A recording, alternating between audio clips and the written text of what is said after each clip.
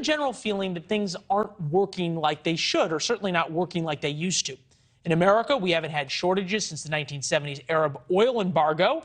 Before that, it was the Great Depression. Well, shortages are now back with a vengeance. Remember the baby formula shortage?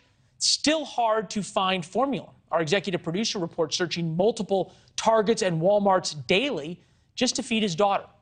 Remember all those fly formula flights? We had to airlift baby formula, and it is still not enough. Now, pharmacists say they're struggling to find a commonly used antibiotic called Amoxicillin. From NBC News, and this may be the scariest part of all, it wasn't immediately clear what prompted the shortage of Amoxicillin or how long it could last. Peter Pitts is here, former associate commissioner at the FDA. Peter, it's good to see you. We don't know why we don't have enough Amoxicillin, and we don't know how long it could last. No wonder people feel uneasy. Well, you can't be a shortage denier. The shortage of Amoxicillin, in my mind, is pretty clear. We're having a shortage because more people are using it because we have this triple-demic happening right now. And amoxicillin is one of the key drugs here. Obviously, you don't use amoxicillin for COVID or the flu or RSV, but you do use it for some of the symptoms that they cause. We're having a shortage because more people are using it.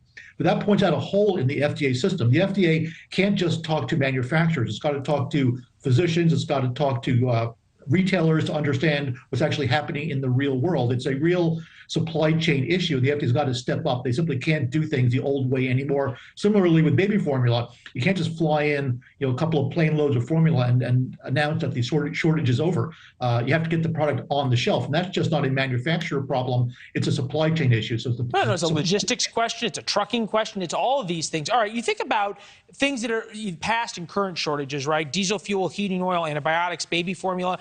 We all remember the great toilet paper shortage. What's next? And since you used to be with the FDA, what are you worried about specifically in the world of medicine? I'm worried about key pharmaceutical products like contrast agent and penicillin being held hostage in China. The overwhelming supply of many key products, that have been around for a long time are manufactured primarily in China. Now, whether there are political problems or whether there are other types of supply chain issues, if a city shuts down because of a pandemic, we're at the mercy of China relative to very substantial healthcare issues. We've got to find other areas to make these products, whether it's here in the U.S. or you used to work. Let's be fair about this, because it's very easy to sort of hold people responsible when they're not. The head of the FDA has not been fired over the baby formula shortage yet, though it still continues to exist. How much of this is his responsibility? It's not a question of blame, it's a question of responsibility. Rob Califf, who's the commissioner, has to step up and say, well, I'm going to work with other agencies, I'm going to work with other industries, even industries that the FDA does not regulate, to solve this problem. It can't continue to be an ad hoc situation where you can simply say, we're going to fly in formula or we're going to buy stuff from Canada. There has to be a holistic solution that's going to solve this problem once and for all. And that means thinking, it means resources, it means prioritizing it. And quite frankly, I don't think this has been a priority at the FDA, and that's a mistake.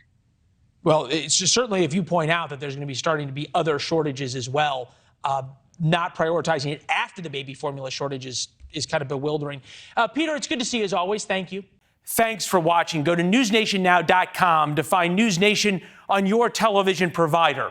And don't forget to subscribe. Click the red button to get more of NewsNation's fact-driven, unbiased coverage.